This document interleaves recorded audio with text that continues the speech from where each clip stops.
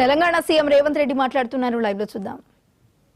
ప్రతి సందర్భంలో బసవన్న ఇచ్చిన సూచనలను, బసవేశ్వరుడు ఇచ్చిన ఆదేశాలను వారు ఆ కాలంలోనే సామాజిక న్యాయం చేసి వివిధ సామాజిక వర్గాలకు చట్టసభలలో ప్రజా నిర్ణయాలలో ఏ విధంగా భాగస్వామ్యం కల్పించిండో వారిని స్ఫూర్తిగా తీసుకొని జనగణనలో కులగణన చెయ్యాలి.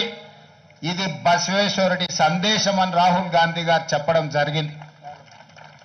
ఈరోజు కాంగ్రెస్ పార్టీ రాహుల్ గాంధీ గారు అమలు చేయదలుచుకున్న సామాజిక న్యాయానికి ఆనాడే పునాదులు వేసి ఆ తర్వాత తరాలు జ్యోతిరావు పూలే, డాక్టర్ బాబాసాహెబ్ అంబేద్కర్ సరసన బసవేశ్వరుడు నిలబడి ఈరోజు ఈ దేశం యొక్క నిర్మాణానికి వారిచ్చిన సూచనలు, వారి సందేశమే ఈరోజు మన ఇందిరమ్మ రాజ్యానికి, మన ప్రభుత్వ పరిపాలనకు ఒక సూచికగా భావిస్తూ వారి సందేశాన్ని తీసుకొని మన ప్రభుత్వం ఈరోజు సంక్షేమ పథకాలు అమలు చేయడమే కాకుండా సామాజిక న్యాయాన్ని ఈరోజు అందించాలన్న లక్ష్యంతో పనిచేస్తున్నాం.